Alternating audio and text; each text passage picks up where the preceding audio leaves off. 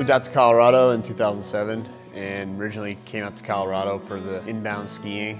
And after I started to meet a lot of locals, they started telling me about the potential for how much you can ski outside of the resort. And it's always been something talked about that you know about. And once I started getting into it, I realized how accessible it was, especially up in Summit County.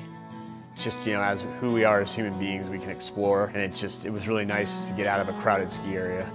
As far as love for the sport, I don't think I've met anybody that really, truly likes skiing more than Josh. I think if he missed more than 100 days in a season, that'd be pretty tough for him. So I can't imagine what he went through this season.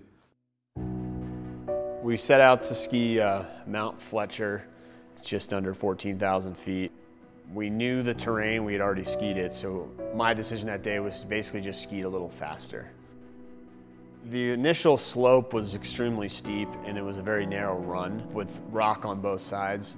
When you're looking at the top of the run, it was probably no more than 6 or 7 feet wide to go into the chute. And the first initial slope was probably 60 to 70 degrees. From photos, you can tell it looks like a wall. So the biggest concern was that first part.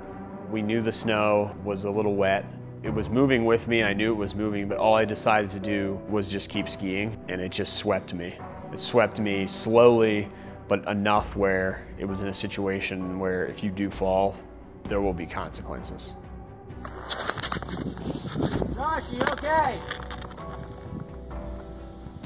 I think he's just stuck. I wouldn't really classify it as an avalanche. It was just kind of loose snow moving. But as I took the turn across that loose snow, and it swept both my feet, basically like someone took a rug out from under you. And once that had happened, I had no way of stopping myself. Immediately just right into the wall. As I got swept, I went straight into the wall. There was no choice. And so I put my hands up against the wall and ended up breaking one of my fingers. I was just trying to protect everything here. And then the legs just, it doesn't even matter at that point. And they slammed in pretty hard and I'd fallen into a slot between the snow and the rock. Nothing else hurts? No, I mean, you know, I stubbed my finger. Okay. You know, I hit this knee too. There's no lacerations that are, this is just bruised. Gotcha. What was scary is that I had to hold on to that rock because that slot, if I fell further down into it, the snow was so wet, there was a possibility that I could have sunk into it further. I think when you're that far away from everything else, you have to think as positive and present as possible, because if you're in bounds, I think people think a little differently because there's people around you. If you're in a ski area, you have people that can immediately call for help and then help arrives. But when you're that far out, it totally changes your perception. You have to go one step at a time because things can change. So we were there for about 5 hours total time before the search and rescue loaded me up and then got me into the helicopter.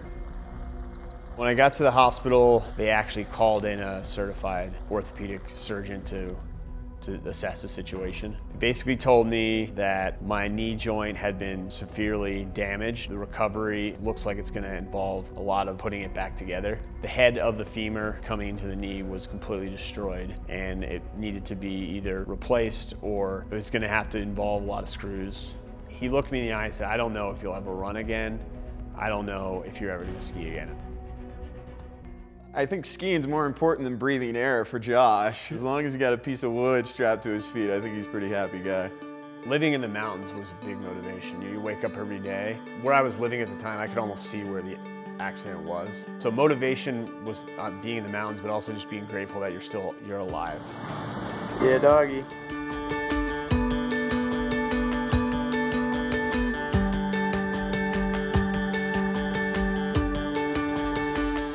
You hear this cliche thing about live every day like it's your last, but like nobody can really relate to that unless they actually experienced it. Just putting the boots on, it's gonna be a pretty big emotional experience. It's gonna be like some part of you just, that was asleep is now awake again.